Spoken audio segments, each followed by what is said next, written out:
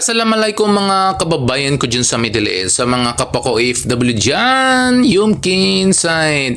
Bago po natin panoorin po yung litanya ni Senator Amy Marcos dahil ginisa niya yung prosecution at ang witness dahil daw sa paiba-iba ng sagot niya, kiko-compare doon daw sa Justice Committee, doon sa Committee on Justice sa House of Representatives at dito sa impeachment trial sa Senado ay magkaiba daw ang sinasabi ng witness. Kaya naiinis, buburaot naman dyan si Amy Marcos. So, isang subscribe muna dyan mga kababayan para masaya naman tayo at isang likes din.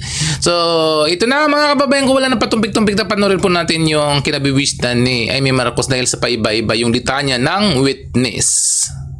The resource person, as I recall, she was then the operations head of Landbank Shaw and assumed the position of department manager thereafter.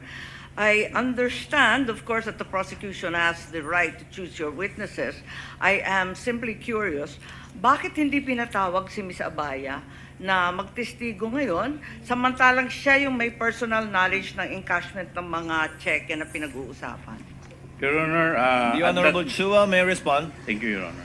Your Honor, at that time, when this check was in cash, si Ma'am po, ang ating pong testigo, siya po ang branch manager. Hindi po yung nabanggit po ninyo. Yes, alam ko na siya yung branch manager, pero yung operations head at that time, si Jean Abaya. As a matter of fact, she was even able to say that the entire amount of the checks was withdrawn each encashment. So, ang lumalabas doon sa House hearing, kung naaalala kong maigi, si Miss Abaya ang direktang nakipag-deal kay Miss Acosta, di ba? Your Honor, kung maririnig po natin yung kanyang salaysay, siya po kasi yung nakikipag-coordinate sa OBP. Siya nakikipag-coordinate or sino ang direktang nakikipag-usap kay Miss Abaya, kung ganon? Kay Miss Acosta, sorry. Di ba si Jean Abaya? Pwede po Yun ang akong sumagot. pagkaintindi ko doon sa House hearing eh. Pwede po akong sumagot. Yes, please. Si Jean Abaya po, siya po yung next in rank nung ako po ay branch Siya manager. yung? Next Sorry. in my rank. Oo, yeah. Apo. Pero siya ba yung direktang nakipag-deal kay Miss Acosta ng DepEd? Ako po ang direktang sa OVP po. Nakakapagtaka lang kung bakit nung House hearing, si Miss Abaya ang siyang nagsabi ng direktahan na yung entire amount ng cheque was withdrawn each encashment. Hindi po kayo. Ba't kaganon? Your Honor, bali Alam mo, totoo yun. Yun doon sa House Committee, doon sa House of Representatives. Si Miss Abaya talaga ang nagsalita. Doon, yung pinatawag nila sa House of Representatives. Doon ang nagsalita na si Abaya talaga ang tumanggap ng pera o na nakipag-usap.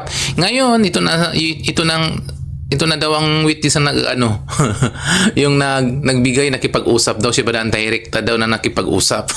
Kaya di ba baliktad? Siguro hindi nila na-memorize ang script. po si Jean Abaya po ang naging incumbent manager. Siya po yung pumalit sa akin as branch manager. So at that time, tinanong po nga siya. So since operations manager po siya, aware din po siya sa transaction. Pero natanong din po siya kung sinong direktang kumakausap sa cash division Okay. staff. So kaya po ako napatawag. Kayo yung direktang nakipag-usap? Opo. Kahit siya ang nag-attest na talagang buong amount ang withdraw. Sa mga transactions din po sa branch. Okay, maliban doon, Ms. Constantino, nung House Blue Ribbon, narinig ko, nung tinanong ni Congressman Luistro, sino ang nag-withdraw ng pera at linagay sa mga bag, nung una, sabi niyo, you didn't recall. Matapos noon, medyo may leading question si Congresswoman noon eh. Kasi ang sabi, do you recall, Mr. Ortonio? Bigla ninyong naalala si Ms. Acosta at si Mr. Ortonio. Tama ba yun? Ba't nagkaganon? Nung una, hindi ninyo maalala. Pagkatapos nun, naalala na ninyo. Pwede ko Ano po ba talaga ang naaalala ninyo? Para klaro sa... balikan po kung yung transcript po talaga. Kasi baka po, mamaya, baka lang po, I'm sorry, may iba pong issue before. Tapos, bakit ko po kilala yung dalawa.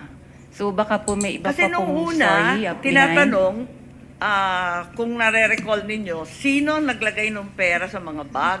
Sabi po ninyo na hindi ninyo maalala. Tama ba yun? Ang pagkakaalala Kindly ko po, wind up. ang pagkakaalala ko, sorry po. Ang pagkakaalala Sumasagot ko po.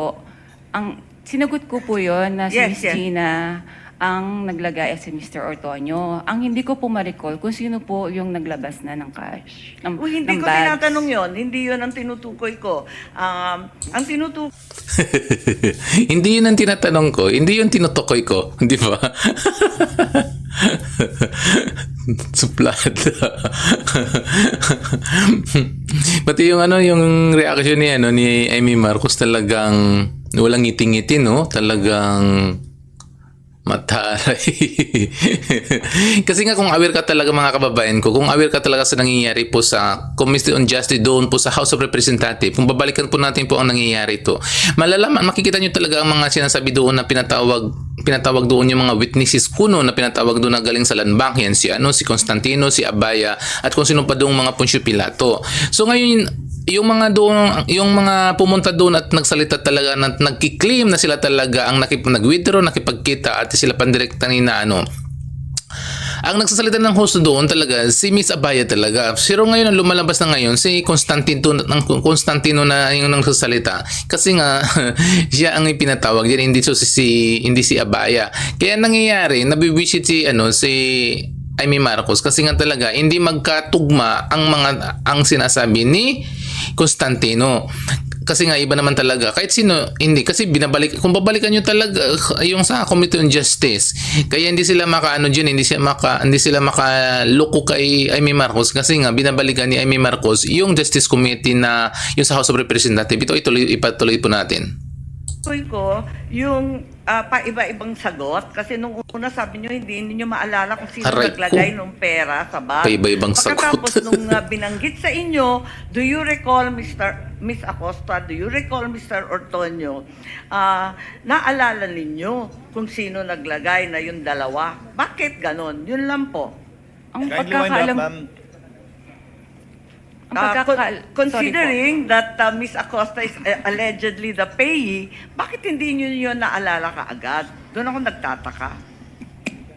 wala po akong matandaan na sinabi ko na hindi ko ma-recall po yung naglagay ng pera sa bags. Ang alam ko po, nare-recall ko kung sino po ang naglabas ng bags. Okay, Outside the bag. balikan na lang po natin yung transcript. Ang sinasabi kasi ni Amy Marcos kung bakit hindi magkakatugma mga sinasabi dito ni Constantino. Di basag na basag kayo ngayon kay Amy Marcos. May isa pa dong tawag diyan, may isa pang witness. Ganoon din sinabi ni Amy Marcos na hindi rin talaga hindi rin magkakatugma mga sinasabi. Dapat kasi lahat kasi yung mga pinatawag kasi ng House of Representatives, dapat kasi patawag nilang lahat diyan sa Senado. Kaya ang nangyayari, paiba-iba yung paiba-iba yung sinasabi. Noon kasi talagang sinasabi kasi dati mga witness doon sa House of Representatives, unang-una, hindi nila alam, hindi nila ma-recall daw. Pero dito sa House of, ngayon na sa impeachment trial, dito na sa Senado, recall na nilang, hindi na sila nagdadalawang isip. Kaya obvious talaga na parang parang scripted na ang mga sinasabi po ng mga witness na galing sa Tagalan Bank. Parang tinuruan na kasi nga hindi talaga magkakatugma. Balikan nyo yung mga kabayan natin, yung dati nilang pinatawag nila sa House of Representatives, dito yung mga witness na to. Kaya aywan ko lang. Kaya hindi na nagkaroon ng cross examination yung defense kasi nga parang pabago-bago. Kaya naguguluhan tuloy si Amy Marcos. So yan muna mga kababayan ko. Sa mga hindi pa nakasubscribe, please subscribe sa akin channel. Sa ngayon, masalam.